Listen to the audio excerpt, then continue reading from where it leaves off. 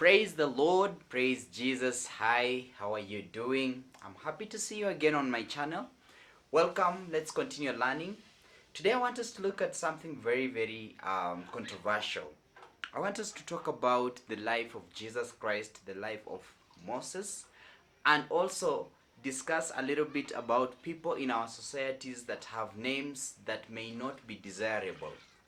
These are people that are named, for example, a name like Nyang'au, a name like Mwashetani, a name like Mapombe or something. That's their official name.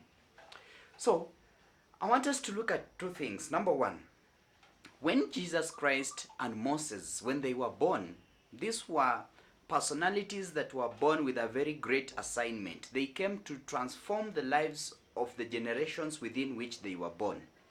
But something that happened similarly between these two people is that all their age mates, the boys the age of Moses and the boys the age of Jesus, were all killed. During the birth of Moses, Pharaoh killed all the children, and Moses was the only one that survived. As you might remember from the Bible, the mother to Moses had hidden Moses in a basket and put him on floating on water. And coincidentally, he's just picked up by Pharaoh's daughter, who then raises him as a child of her own. And again, by God's design, she picks Moses' birth mother as a nanny for the child. That's how Moses happens to survive and later comes to deliver the children of Israel from captivity in Egypt. During the birth of Jesus, Herod hears about the birth of the king of the Jews, and he is disturbed, and he decides, because he doesn't know who this king is, he then decides that all the children who are male born within that time when the birth of the king is announced are to be killed. The angel of the Lord appears to Joseph, the adoptive father of Jesus, or rather the earth father of Jesus, to escape from Bethlehem and go to Egypt with his wife Mary and the newborn Jesus. That is how Jesus happens to survive that time when all his age mates are also killed. Now, I'm saying these two things because they relate to something that happens in our traditional African society. Sometimes you find a family where a mother gives birth, and every time a child dies, the child that is born, it's either a stillborn or they die shortly after birth. Traditionally, it is believed that these children are killed by some spiritual forces. And what happens now is that these African families now decide to do something that is called, in my mother tongue, we call it huboelela. It's a difficult one to say. It's huboelela. It's like, what it means is like to tie something. Like the way you would tie an animal so that it cannot escape. You tie it somewhere. So huboelela means this, that a mother that is expecting a baby, as she nears birth, she organizes with another lady to pick her child after the child has been born. So this mother will give birth and sort of abandon that child in a place, and this other mother will come and pick the child and go and raise that child.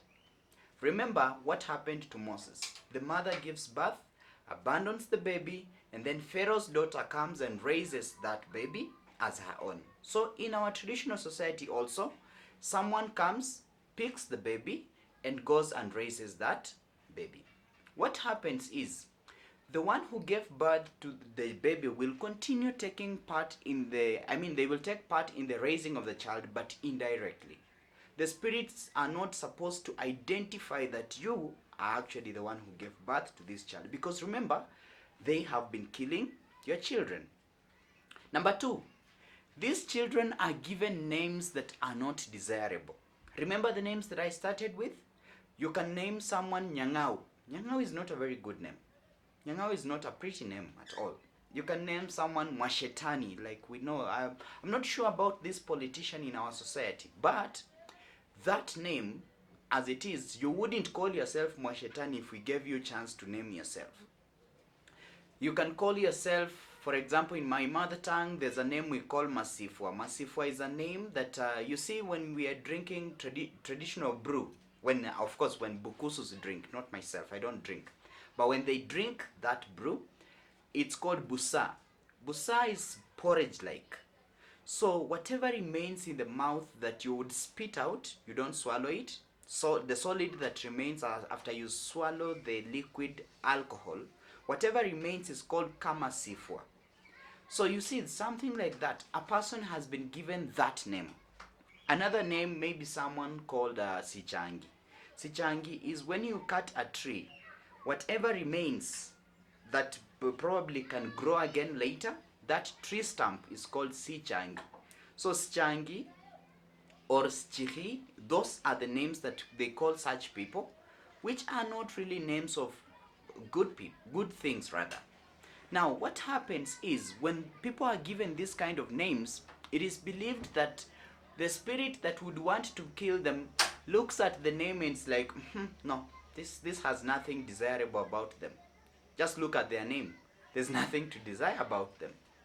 So what happens is you are given such a name to save you from whatever had killed the people that came before you. Now, I learned this from a story of an old woman who was 107 years old. You see, 107 years old, yet she's the sole surviving child of her parents, with other children having died. They were born 6, 5 of them died at birth, but this particular one was called Robai Nabisino. Nabisino is, you know, those trees that have been cut, like a forest where there has been massive cutting of trees. So those that have remained are also called Vicino. So now, Nabisino has lived for 107 years. I checked about her life about a few years back. I'm not sure whether she still lives, but I trust so because she was quite strong. And all this time, she has survived, yet she was raised in the neighbor's home. Her mother gave her up, and the neighbor raised her as an Iteso, yet she's a Bukusu. So the Iteso family had taken her up to raise her because all the other children had died. So the children that were born with Moses died. Moses was taken away from his mother, raised by Pharaoh's daughter, attended to by Moses' mother in disguise. Jesus is taken away from Israel and goes to Egypt to hide there as an Egyptian and stay there, while Herod kills all the other children, peradventure that he may kill the king of the Jews. So Jesus survives because he's taken away and he's actually snuck out from the place where his age mates were being killed. Robai survives while 5 of her siblings die because she's raised in a different home and she is taken away from the environment within which the spirit of death would have killed her. Many of us that are watching, I want to ask you, in your society, I've only talked about the Jewish society, I've talked about my community, the Bukusu, but I don't know about you. Are there people in your community that are given such names that you wouldn't desire? I know of Kisis that are called Nyangau. What informs that kind of a name? I know Mwashetani is not a Bukusu. The Mwashetani that I know is not a Bukusu. So what informs that name? If you might consider to comment in my comment section, let me know. Are there names that are given to save people from death? Thank you so much. Please subscribe to my channel, like my content, comment, let me know what you think, and let's improve together. God bless you. God keep you. See you in the next video. Okay.